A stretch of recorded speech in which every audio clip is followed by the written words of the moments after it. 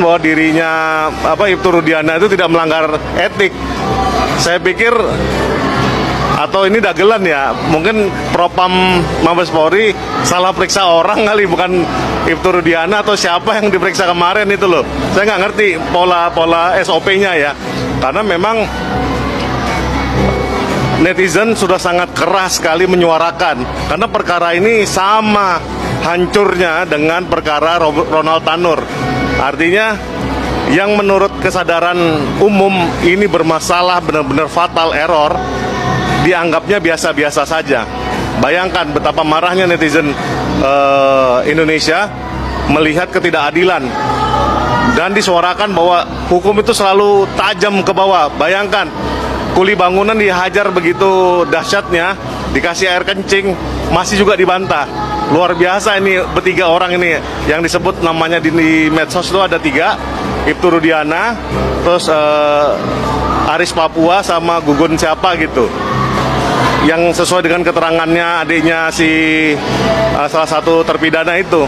Oh, ini kacau dia. Kalau kita lihat kasus Vina sampai saat ini belum bisa terungkap, itu kalau kita flashback lagi ke belakang, tentunya banyak alat-alat bukti yang hilang.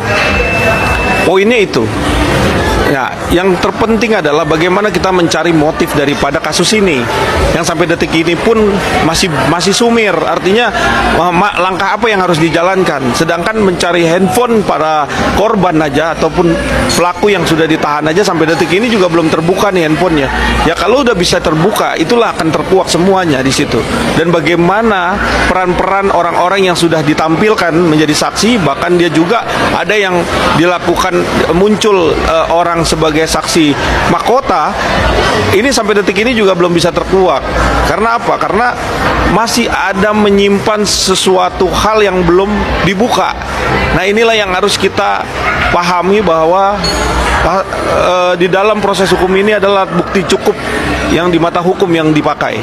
Tetapi kalau alat-alat bukti cuma petunjuk, tentunya ini nggak dijadikan satu alat bukti cukup, karena ini memang masih dalam proses pengembangan untuk bisa membuktikan alat buktinya. Tapi sekarang kita sudah melalang buana, muter, dan memang sampai detik ini juga ya proses kematian Vina masih dalam proses yang sangat amat membingungkan. Bahkan kita juga sampai detik ini juga pelan-pelan dibuka kasus ini, pelan-pelan saksi dan pelan-pelan saksi sudah muncul ke permukaan dan sudah memberikan suatu pernyataan tentunya. Ya inilah saya rasa langkah hukum Sakatatal yang mengajukan PK ini adalah pintu masuk untuk 7 orang ini, apakah dia bersalah atau tidak. Nah, ini yang harus kita perjuangkan. Nah, itulah yang paling terpenting. Setelah itu terbukanya satu alat bukti satu pun yang bisa dijadikan alat bukti petunjuk ataupun alat bukti yang cukup bisa. Nah, ini bisa membuka tabir ini. Nah, itulah yang harus polisi punya PR untuk bisa membuka ini, seperti itu. Kalaupun ada hal pro dan kontra terkait Ibtu Rudiana, itu wajar saja, karena tidak semua orang percaya dengan Ibtu Rudiana. Tapi dalam hal ini kita konteksnya pro justia, konteksnya normatif, sesuai yang ada di dalam BAP, sesuai yang ada di dalam aturan hukum. Seharusnya Bapak Ibtu Rudiana yang begitu banyak tekanan, yang begitu banyak istilahnya pembulian kepada dirinya, saya pribadi melihat sisi manusiawinya, sisi di luar konteks itu. Seorang bapak. Inilah bukti bahwa betapa bobroknya kualitas penegakan hukum di bangsa kita. Assalamualaikum warahmatullahi wabarakatuh. Salam Om Swastiastu. Namo Buddhaya, salam kebajikan, dan salam sejahtera untuk kita semua. Saudaraku sebangsa dan setanah air. Masih kita membahas tentang kasus pembunuhan Vina dan Eki yang terjadi pada tahun 2016 silam itu. Dalam cuplikan video tadi, kita bersama-sama menyimak di mana adanya pernyataan yang membuktikan bahwa kualitas penegakan hukum di bangsa kita ini memang benar-benar bobrok. memang benar-benar bahwa hukum itu hanya tajam kepada kita yang rakyat jelata, kepada kita yang miskin papa. Dan inilah bukti nyata dalam kasus pembunuhan Vina dan Eki. Sekali lagi, kualitas dari penegakan hukum di bangsa kita sangatlah bobrok dan sangatlah rusak. Sangat memprihatinkan. Terkait dengan seorang Ibtu Rudiana, mosi rasa tidak percaya yang tumbuh di tengah masyarakat kepada institut kepolisian ini kian semakin hari semakin meningkat. Yang mau membuktikan kepada kita semua bahwa ada begitu banyak sekali oknum-oknum kepolisian yang tidak berkualitas, yang tidak berkompeten, yang tidak profesional dalam menjalankan tugas dan tanggung jawab mereka. Bayangkan kasus pembunuhan Vina dari tahun 2016 hingga tahun 2024. 8 tahun lamanya kasus ini dijadikan sebagai sandiwara. Seorang Ibtu Rudiana telah mencoreng, telah merusak marwah dari lembaga atau dari Institut Kepolisian Republik Indonesia yang kita tahu adalah sebuah lembaga untuk melindungi, untuk mengayomi, dan untuk melayani kita masyarakat. Tetapi fakta yang ada di depan kita bahwa lembaga ini dijadikan sebagai lembaga untuk merekayasa, lembaga untuk memanipulasi oleh oknum-oknum biadab, oleh oknum-oknum yang tidak bertanggung jawab, oleh oknum-oknum yang mungkin minim kualitasnya, oleh oknum-oknum yang tidak mampu untuk menjaga Institut Kepolisian Republik Indonesia yang sangat kita cintai ini. Ketika kita masyarakat atau orang-orang kecil terus menyuarakan, meminta kepada para penguasa di bangsa ini, meminta kepada para pemimpin di bangsa ini agar bisa menindak tegas oknum-oknum yang tidak lagi mengikuti norma ataupun aturan-aturan konstitusi yang berlaku di bangsa ini. Nyatanya tidak ada ketegasan sama sekali. Setiap kali kita menuntut, yang mereka suarakan hanyalah peringatan-peringatan dan peringatan.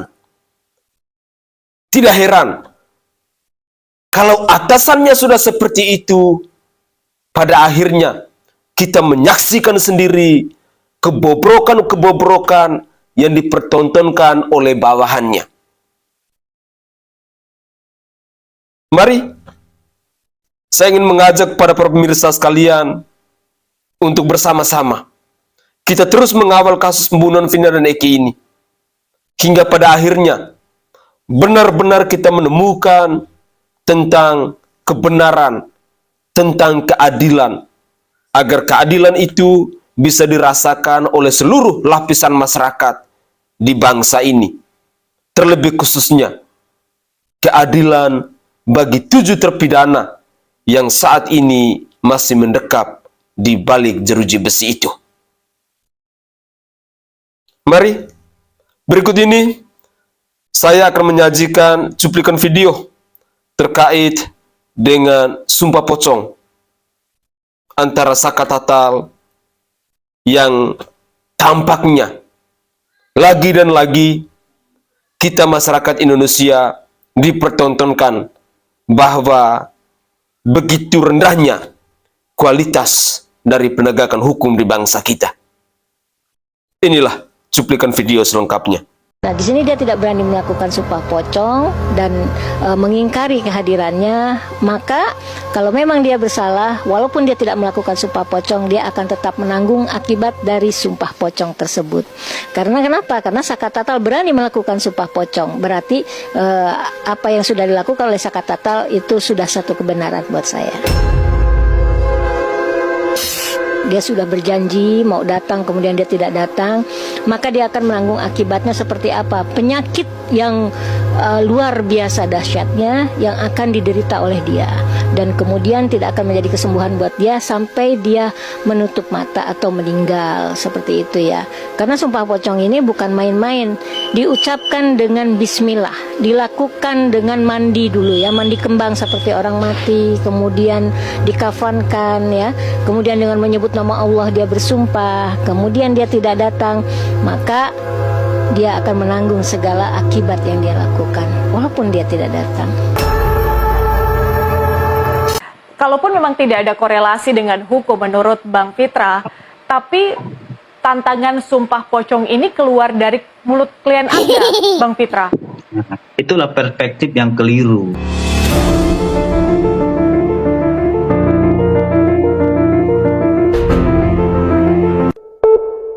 Jadi kita berpatokan kepada kuhab, Mbak, bukan berpatokan kepada asumsi-asumsi katanya-katanya gitu. Lagian kalaupun dibuat sumpah pocong itu kan nggak ada urgensinya juga kepada proses hukum yang sedang berjalan ini, karena itu tidak kewenangan daripada mereka. Lain ceritanya kalau memang Pak Rudiana ataupun yang lainnya itu bersumpah di muka persidangan dan dipimpin oleh hakim yang memeriksa perkara tersebut gitu. Jadi kalau nilai pembuktiannya menurut saya juga tidak ada gitu. Dan saya tanggapi juga nggak berfaedah saya tanggapi karena di luar konteks hukum seperti itu, Mbak. Baik, kalaupun memang tidak ada korelasi dengan hukum menurut Bang Fitra, tapi tantangan sumpah pocong ini keluar dari mulut klien Anda, Bang Fitra. Itulah perspektif yang keliru. Jadi begini, Mbak Patricia ya. Kemarin itu kan ditanyakan kepada Pak Rudiana itu, ini benar nggak anak kandung kamu yang meninggal? Jangan-jangan bukan anak kandung kamu loh, kata mereka. Terus satu lagi, katanya anak kamu masih hidup nih. Nah, jadi beliau menjawab, benar Bang, itu anak kandung saya, ya kan? Dan saya juga bersiap bersumpah kalau bukan itu anak kandung saya, gitu loh. Dan kalaupun itu bukan anak kandung saya yang meninggal, 7 turunan hancur semuanya. Jadi beliau itu menegaskan bahwasannya yang meninggal itu adalah anak kandungnya. Jangan juga ini dipelintir kepada hal-hal yang macam-macam. Ini kan yang saya lihat ini informasinya bertambah-tambah gitu. Dari A bisa menjadi Z, C, D, D dan lain-lainnya. Jadi itu hanya tegasan menjawab pertanyaan daripada saudara HP. Tapi ini kan digiring opini kepada lain-lain. Nah, saya berpatokan kepada mahjab kuhab tadi karena saya seorang pengacara. Kalau di luar ketentuan hukum acara pidana kita, ya saya hormat kepada konstitusi kita. Apapun yang diatur oleh pemerintah dalam ketentuan undang-undang itu, ya itu yang harus saya patuhi dan hormati. Kalau ada di luar hal itu, ya saya larang klien saya melakukan tindakan yang tidak di luar hukum. Baik, harus Bang Fitra, saya hukum, tidak gitu. berbicara soal konteks dari melakukan sumpah pocong itu, tapi lebih kepada esensinya. Kalau Anda kemudian Esensi apa? esensi dari sumpah Esensi pocong apa? itu maksudnya. Jadi kan Esensinya kalau Anda berbicara soal Jadi ini begini, harus Mbak. berkaitan Saya dengan bilang ya, hukum, tapi kalau klien Anda contohnya, menyebut soal sumpah pocong. Jadi begini Mbak Patricia, Ya. kalau kita lebih percaya kepada esensi peradilan sosial seperti itu, berarti nggak berguna dong ada di sini hakim, pengadilan, kepolisian, kejaksaan. Nah kalau begitu nanti ada pembunuhan contohnya di sana, terus tiba-tiba yang dicurigai dia bunuh, saya bersumpah pocong, terus dibiarkan seperti itu. Enggak, semua itu harus melalui proses pemeriksaan. Melakukan sumpah pun dia kan semuanya harus diperiksa. Contohnya nih, Mbak Patricia bersumpah, dan Mbak Patricia itu juga akan dimintai keterangan oleh hakim, diperiksa oleh hakim. Bukan hanya hakim aja yang meriksa Mbak, ada jaksa penuntut umum, ada tim penasihat hukum. Jadi itu di situ semuanya ditanya dan digali lagi. Dan konsekuensinya apabila memang keterangan seseorang yang memberikan kesaksian di muka persidangan itu di bawah sumpah tidak benar, ada ancaman pidananya Mbak, gitu loh. Pasal 242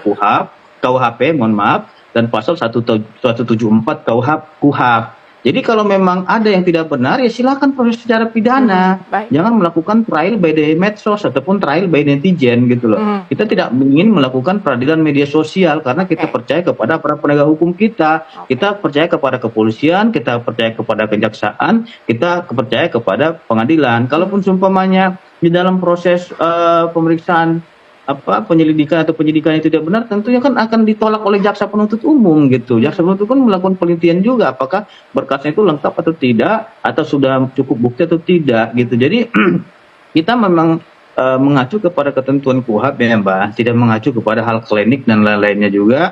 Kalau memang konteks kaitannya Islam, ya itu sesuai dengan aturan hukum Islam. Karena kan kita ini negara hukum, bukan juga berdasarkan negara agama gitu loh. Oke, kalau nggak mau sumpah pocong, berarti caranya dari tim kuasa hukum Rudiana untuk meluruskan. Begini. Ya. Pak Rudiana itu telah bersumpah, jadi mau sumpah apa lagi? Dia sudah disumpah di muka persidangan berdasarkan keyakinannya itu dalam hal ini agama Islam, dan itu disumpah di bawah Al-Quran. Jadi sumpah apa lagi yang mau diminta? Jangan dibuat nanti sumpah genderuwo gitu, sumpah kuntilanak gitu, karena berbau yang sudah meninggal mati. Jadi kalau memang yang bersangkutan ini belum disumpah, silakan disumpah. Ini kan sudah disumpah dia di muka persidangan. Dia sudah menjelaskan secara runut detail dari A sampai Z. Kalau memang rekan-rekan penasihat hukum lainnya merasa keterangan dia itu tidak benar, ya laporkan secara pidana. Ada ranahnya kan gitu. Kalau memang ada kode etik yang ia langgar, laporkan ke Propam. Jangan juga kita menggoreng opini hal-hal lainnya seolah-olah dia ini melakukan tindak pidana kebohongan. Segoblok-gobloknya lawyer di bangsa ini tidak sama gobloknya dengan lawyer yang bernama Fitra ini yang dibayar oleh Ibtu Rudiana. Saudaraku sebangsa dan setanah air, yang namanya kebenaran pasti dia akan mencari jalannya sendiri. Saya sangat setuju dengan pernyataan dalam cuplikan video yang kedua ini yang disampaikan oleh Mbak tadi, bahwa seorang Saka Tatal ketika dia hadir untuk mengikuti prosesi sumpah pocong itu telah memberikan sebuah jawaban kepada kita semua bahwa Saka Tatal adalah orang yang tidak bersalah dalam kasus pembunuhan Vina dan Eki ini. Saka Tatal telah membuktikan kepada kita semua tentang sebuah kebenaran, tentang sebuah fakta, tentang sebuah bukti bahwa dia adalah pribadi yang tidak bersalah. Begitupun sebaliknya, dengan tidak hadirnya seorang Ibtu Rudiana dalam prosesi sumpah pocong itu, sekaligus memberikan sebuah jawaban kepada kita semua bahwa seorang Rudiana telah berbohong, telah bersalah. Dia tidak mampu untuk bertanggung jawab dengan apa yang telah dia ucapkan. Sosok oknum polisi yang telah merusak, yang telah mencoreng, yang telah menodai lembaga atau institut Kepolisian Republik Indonesia yang sangat kita hormati. Tetapi lucunya, seolah-olah pangkat yang dimiliki oleh seorang Ibtu Rudiana ini jauh lebih tinggi bila dibandingkan dengan Bapak Kapolri Listio Sigit Prabowo. Seorang Listio Sigit Prabowo seolah-olah tidak mampu untuk menangani kasus ini dengan sebuah keputusan-keputusan yang tegas dan lain sebagainya. Sekali lagi, kita rakyat jelata, kita rakyat Indonesia, seolah-olah dipertontonkan bahwa pangkat dari si Ibtu Rudiana ini jauh lebih tinggi bila dibandingkan dengan Bapak Kapolri Listio Sigit Prabowo. 8 tahun lamanya kita dipertontonkan dengan sandiwara yang begitu luar biadab. Tetapi seorang Kapolri tidak mampu untuk memberi sebuah keputusan yang tegas kepada Ibtu Rudiana ini. Padahal di mata kita rakyat jelata, sosok manusia yang bernama Ibtu Rudiana ini adalah oknum polisi bejat, oknum polisi yang kurang ajar, oknum polisi yang biadab, yang tidak pantas seragam coklat itu dikenakan di dadanya. Tetapi inilah fakta yang telah dipertontonkan kepada kita rakyat Indonesia. Mari kita lanjutkan lagi. Sumpah pocong. Farhan Abbas dan semuanya itu mengajak Ibtu Rudiana untuk menantang Ibtu Rudiana untuk melakukan sumpah pocong.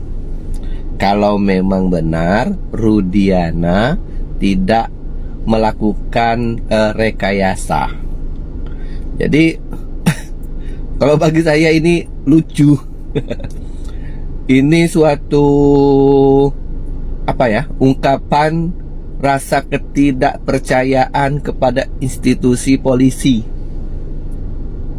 Karena sumpah pocong ini hanya berlaku untuk di kalangan masyarakat, khususnya masyarakat Indonesia yang beragama Islam, untuk melakukan sumpah ini. Jadi kalau memang dia tidak benar, dia akan dilaknat, dia akan dihukum oleh yang kuasa karena kesaksian bohongnya. Intinya mereka tidak percaya pada institusi ini dengan hukum ini. Jadi jalan pilihannya yaitu sumpah pocong. Dagelan sekali, lucu sekali Indonesia ini. Semoga kebenaran akan tetap berdiri di Indonesia Raya ini. Alangkah sayangnya institusi yang sangat kita cinta ini kok lamban sekali ya dalam penanganan ini. Apa sih yang dirahasiakan? Ayo netizen, jangan ketinggalan. Jadilah netizen yang pintar. Yuk kita kawal terus hingga kasus ini benar-benar tercapainya suatu keadilan bagi semuanya. Oke? Atas niatnya loh, bukan atas hukum. Atas niatnya dia telah membohongi publik dengan niatnya.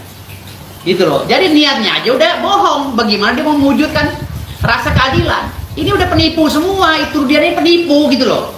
Paham nggak? Diduga, ini kata saya nih, diduga Ibtu Rudiana adalah seorang polisi penipu. Ya, Ibtu Rudiana adalah seorang polisi penipu. Ingat, catat lagi. Sekali lagi, Ibtu Rudiana adalah seorang polisi yang penipu. Ya, penipu dalam segi apa? Penipu dong, dia udah nantangin orang. Untuk sumpah pocong, tahu dia nggak datang, dia kan penipu. Ya, mudah-mudahan sih gue ketemu Fitrah nih. Enak debat yang Fitrah sama Elsa Sharif. Ketemu dalam arti kata dalam debat, dia kan gue bilang penipu nih, Ibtu Rudiana dia bantah dong sebagai penangkap pengacaranya. Minimal gini, saya tidak terima oleh Pak Firdaus, Ibtu Rudiana dikatakan penipu, lapor gue ke polisi gitu loh. Mudah-mudahan ITE, jadi enak gitu bantah-bantahannya nih. Mudah-mudahan disambut sama Fitrah nih kata-kata gue. Sekali lagi, Ibtu Rudiana penipu, diduga penipu. Oke, bicara penipu Ya. Bang, tapi kan pada akhirnya Ibtu Rudiana kemarin diproses di Propam Mabes Polri. Kapan? Udah diproses Bang. Kapan? Udah dipanggil. Bukan masalah sumpah pocongnya ini. Iya, kita balik dikit.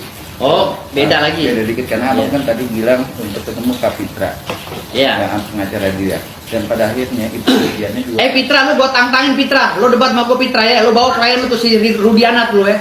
Gua tantang lu Fitra sama Elsa Sharif. Gua tantang beneran lu sekarang. Lu jangan membacot aja urusan sama gue. Bicara, oke. Bicara gitu Bang, akhirnya kan Ibtu Rudiana kan dipanggil di Propam 3 kali dan akhirnya Ibtu Rudiana menghilang Bang sampai lawyernya sedikit untuk menghubunginya tidak bisa. Gimana Bang melihat Bang? Ya kan gua udah bilang, oh ini orang otaknya udah penipu gitu.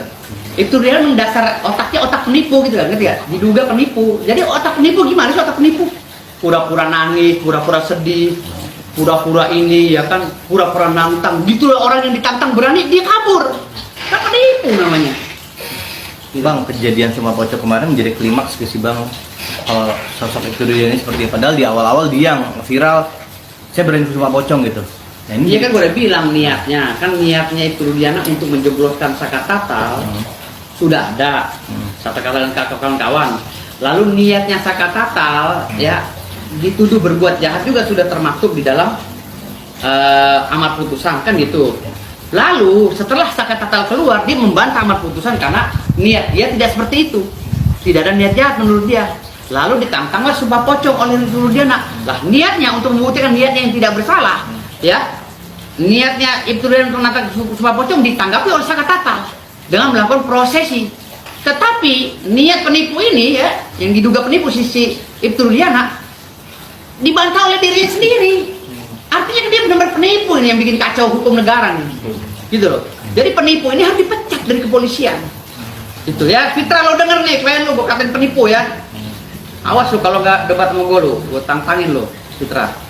apa yang abang teriakan sama seperti warga saat menonton prosesi sumpah pocong. Itu warga lihat Ibtu Rudiana mana nih, Ibtu Rudiana mana nih, gitu pada kecewa gitu nggak datang. Ya udahlah. Kecewa bang ya. Orang otak penipu ya kayak gitu, udah. Sekali penipu tetap penipu udah gitu. Dugaan ya diduga. Bukan berarti itu dia penipu, tapi otak penipu ya kayak begitu ciri-cirinya. Baru ciri-cirinya bukan berarti itu dan penipu. Tapi kan ini kan bicaranya kasusnya pidana bang, ya kan? Dan hukum juga dalam. Mens rea juga pidana, ya kan? Syarat untuk melaporkan orang itu ada mens rea dan actus reus, ya kan? Syaratnya niatnya ada, perbuatannya ada. Dua syarat itu bisa dijadikan administrasi hukum, dijadikan landasan administrasi hukum untuk melaporkan seseorang. Administrasi hukum P1. Jadi kalau bicara sumpah pocong itu tidak ada kaitannya dengan hukum pidana, salah. Semua niat, gitu loh. Semua berawal dari niat, mens rea. Jadi kalau bilang sumpah pocong itu tidak ada, salah, gitu loh. Sumpah pocong itu bagian daripada administrasi hukum pidana. Untuk mempercayai. Ya mempercayai dong, bener nggak lo? Kalau sekarang kan yang berarti hakim tuh harus menganalisa, khususnya hakim PK. Ibtu Rudiana ini sudah bohong, sudah menipu masyarakat banyak, termasuk saya. Saya nggak terima ditipu oleh Ibtu Rudiana, karena saya udah gagah-gagahnya kan. Begini udah nonton bola, yes Ibtu Rudiana pasti menang, yes Anda pasti benar, Anda anaknya terbunuh, yes. Nggak tahu yang ditipu, gua Ibtu Rudiana nggak datang. Kurang ajar nih polisi. Apalagi dia penegak hukum. Polisi Rudiana nih ya. Apalagi dia penegak hukum. Iya, penegak hukum pun ngasih pelajaran penipuan sama masyarakat. Iya, maksudnya bang, yang seru bang, tadi abang bilang abang berani menantang debat Fitra Ramadan. Nah, kemarin Fitra juga bilang kalau sumpah pocong itu tidak dibenarkan dalam agama Islam, musyrik. Padahal kalian sendiri bilang menantang. Nanti gimana tuh bang? Agama Islam memang tidak membenarkan sumpah pocong, tetapi satu niat masuk di dalam administrasi hukum. Syarat untuk melapor orang harus ada actus reus dan mens rea. Mens rea adalah niat jahat, gitu loh. Jadi kalau aduh Fitra gak usah ngomong-ngomong hukum itu lah, saya ledik lah. Udah debat sama gue Fitra, lo kapan debat sama gue? Ngoceh aja lo. Kapan gue tantang nih Fitra nih? Oke guys, itu adalah cuplikan-cuplikan video yang bisa saya persembahkan ke hadapan pemirsa sekalian terkait dengan komentar-komentar dari netizen dalam menanggapi sumpah pocong maupun dalam menanggapi pernyataan dari Ibtu Rudiana dan juga lawyernya yang bernama si Fitra yang seringkali mengeluarkan pernyataan-pernyataan yang kontroversial ini. Saya berharap bahwa dari cuplikan-cuplikan video ini kita semua dapat mengambil hal-hal yang positif.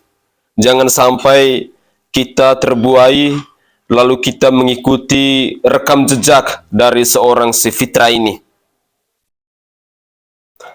Kepada generasi penerus bangsa, saya ingin katakan bahwa kalau kita mau menjadi lawyer, jadilah lawyer yang benar-benar mengedepankan asas keadilan. Jangan menjadi lawyer yang pelin-pelan. Jangan menjadi lawyer yang biadab. Jangan menjadi lawyer yang matanya hanya lihat duitan. Tolonglah tunjukkan profesionalitas Anda, tunjukkan kewibawaan Anda sebagai seorang lawyer. Membela kepada mereka yang benar demi memperoleh keadilan. Karena jelas dalam sila kelima Pancasila itu bahwa keadilan sosial bagi seluruh rakyat Indonesia, bukan keadilan sosial bagi para penguasa. Saudara, saya berharap bahwa kita terus mengawal kasus pembunuhan Vina dan Eki ini. Semakin ke sini, memang kasus ini sudah semakin mengerucut. Saya berharap bahwa saya dan pemirsa sekalian yang masih terus setia untuk mengikuti kasus ini, mohon mari kita bersama-sama kita terus menyuarakan, terus mendesak kepada Bapak Kapolri agar bisa mengusut tuntas kasus pembunuhan Vina dan Eki ini. Jangan sampai di suatu hari nanti terjadi adanya pembangkangan dari masyarakat kepada lembaga kepolisian ini. Jangan sampai masyarakat yang mengikuti kasus ini merasa jenuh dan merasa muak, yang pada akhirnya tumbuhlah emosi rasa tidak percaya kepada institut penegak hukum, kepada aparat penegak hukum di bangsa ini. Semoga saja ada pembenahan, ada pembaharuan demi memulihkan kembali rasa kepercayaan dari masyarakat Indonesia kepada Institut Kepolisian Republik Indonesia. Mungkin itu saja komentar singkat dari saya, dan saya berharap cuplikan-cuplikan video ini bisa menambah informasi baru sekaligus bisa mengupdate terkait dengan perkembangan dari kasus pembunuhan Vina dan Eki ini.